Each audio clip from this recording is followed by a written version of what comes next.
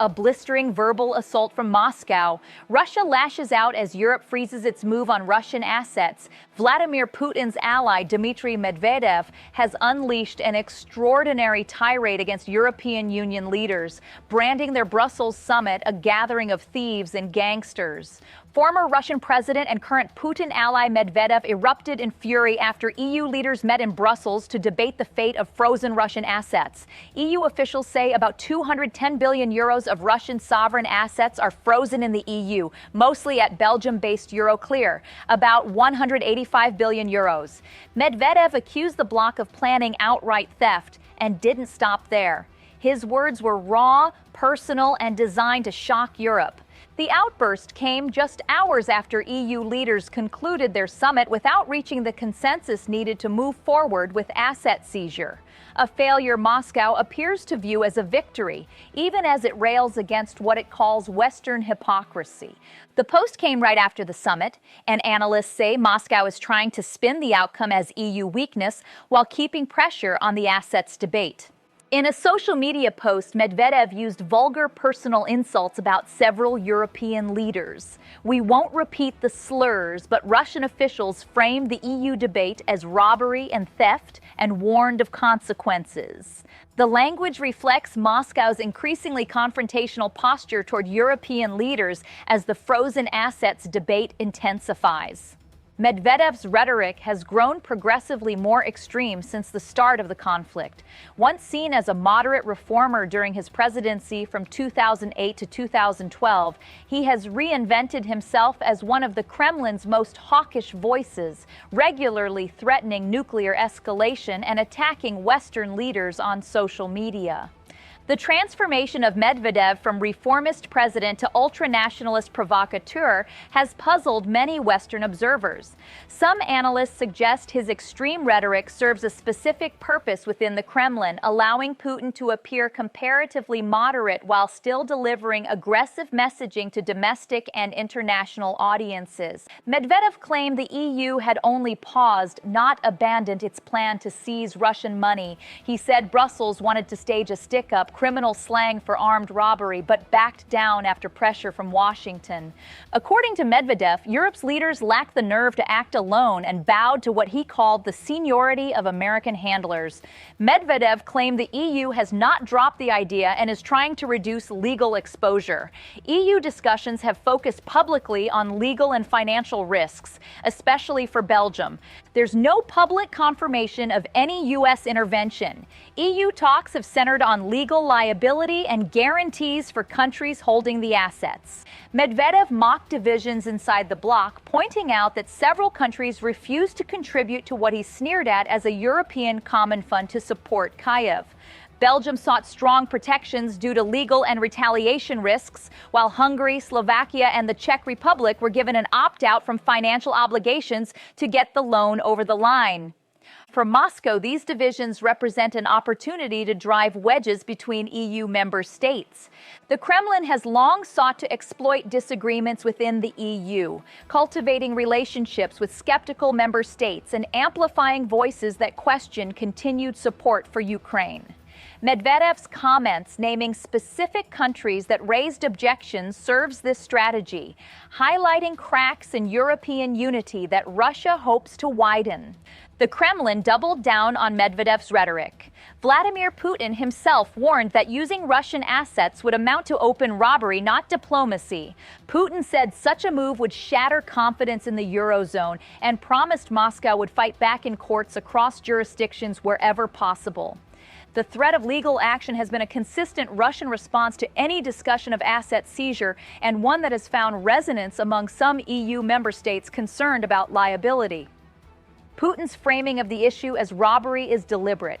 By casting any use of Russian assets as theft, Moscow aims to shift the narrative from Russia's invasion of Ukraine, which triggered the asset freeze in the first place, to what it portrays as Western lawlessness. The strategy is designed to appeal to countries in the global south that may share concerns about Western financial power. Russia has been actively courting support from non-Western nations, presenting itself as a defender of sovereignty against what it calls Western financial imperialism. The frozen assets debate plays directly into this narrative, allowing Moscow to argue that no country's reserves are safe if they can be seized for political reasons. Despite hours of tense negotiations, the European Union failed to reach consensus on seizing Russia's frozen funds.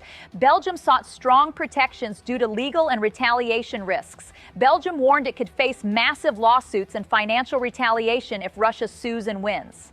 EU officials say about 210 billion euros of Russian sovereign assets are frozen in the EU, mostly at Belgium-based Euroclear, about 185 billion euros. The failure to reach consensus reflects deeper tensions within the EU about how aggressively to confront Russia. While Poland and the Baltic states have consistently pushed for maximum pressure, other member states, particularly those with historical or economic ties to Moscow, have urged caution.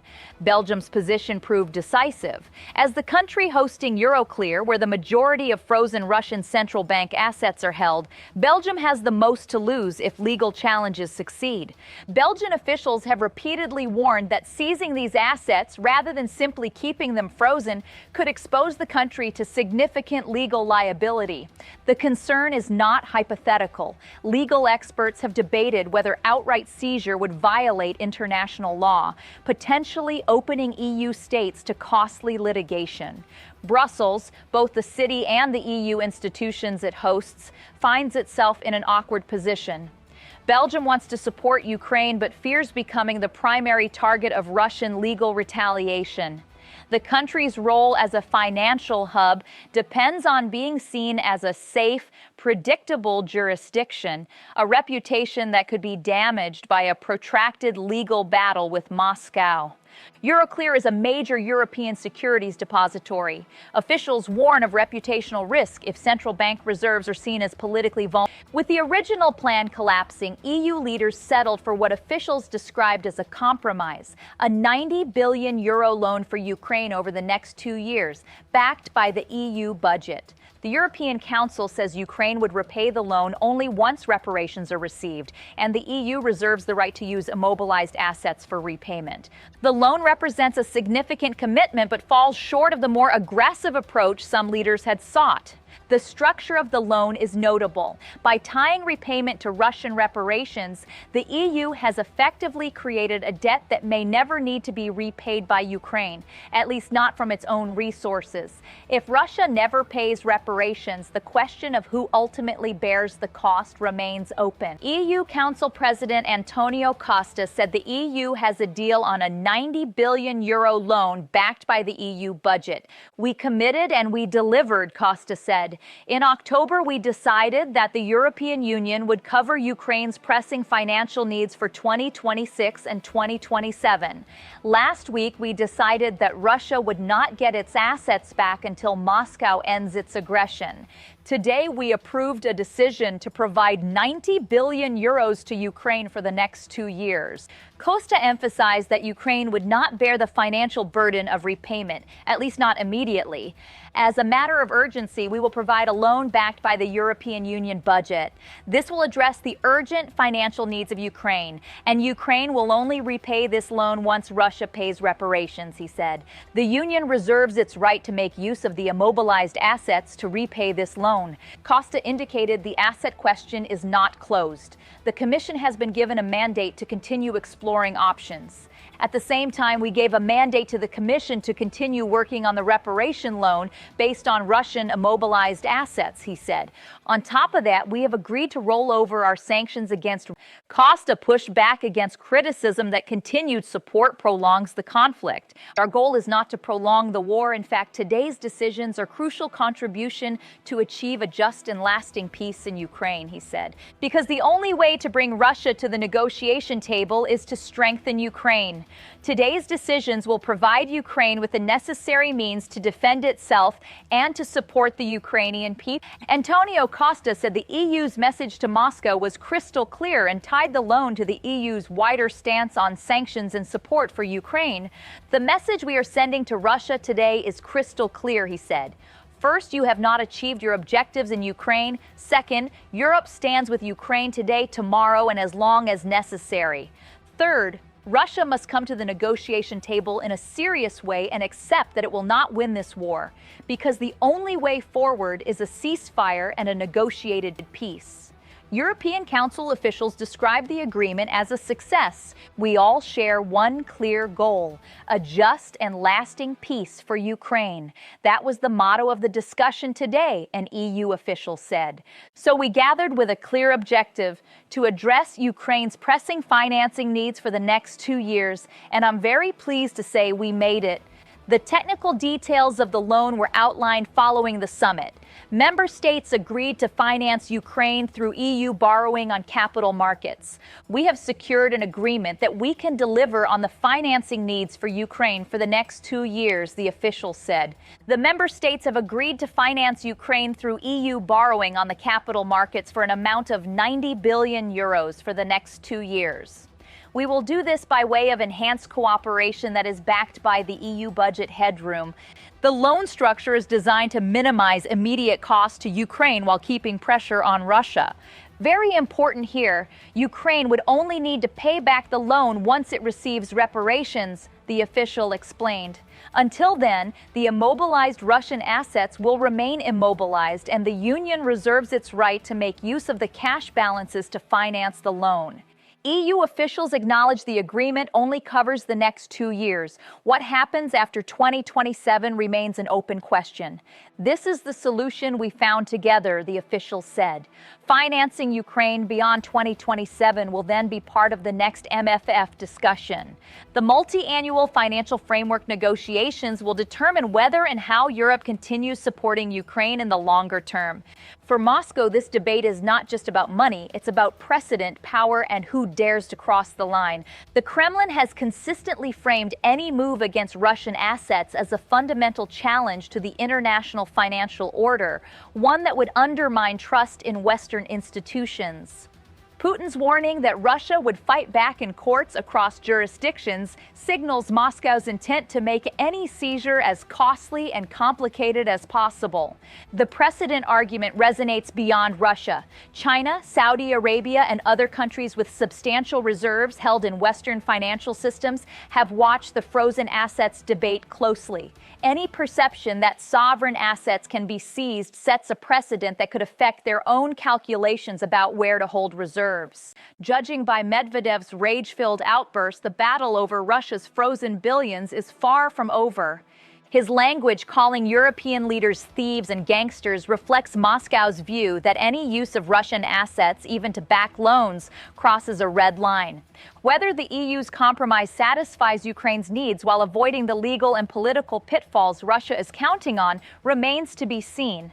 Medvedev's role in Russian politics has evolved into something unique, a former president who now serves as the Kremlin's designated provocateur. His statements, while extreme, often preview positions that Putin later adopts in more measured language. The ferocity of his reaction to the Brussels summit suggests Moscow sees the frozen assets issue as a line it cannot allow to be crossed. The Brussels summit ended with a compromise that satisfied no one completely. The EU failed to reach consensus on seizing frozen Russian assets, blocked by concerns over legal liability, particularly from Belgium, where most of the funds are held. Hungary, Slovakia, and the Czech Republic were given opt-outs from financial obligations to get the loan over the line, and instead leaders agreed on a 90 billion euro loan to Ukraine backed by the EU budget. The European Council says Ukraine would repay the loan only once reparations are received. Moscow responded with fury. Medvedev's extraordinary verbal assault, calling the summit a gathering of thieves and using vulgar personal insults about European leaders, signals the Kremlin views even this compromise as a provocation.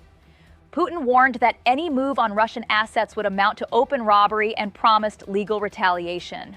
For Ukraine, the 90 billion euros represents crucial support for the next 2 years. For Europe, it represents a holding pattern, neither the aggressive action some sought nor the complete inaction others preferred.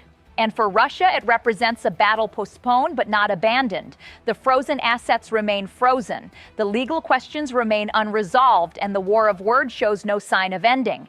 The question now is what comes next. Will the EU eventually move forward with asset seizure once legal concerns are addressed? Will Russia's threats of litigation prove effective deterrence? And will the €90 billion loan be enough to sustain Ukraine through another 2 years of conflict? The frozen assets will likely remain a flashpoint in EU-Russia relations for years to come. Even if the current war ends, the question of what happens to €210 billion in Russian money and whether it should be used to rebuild Ukraine will shape diplomatic and economic relations long after the fighting stops. For now, the money stays frozen, the insults keep flying, and the war on the battlefield and in the financial markets continues.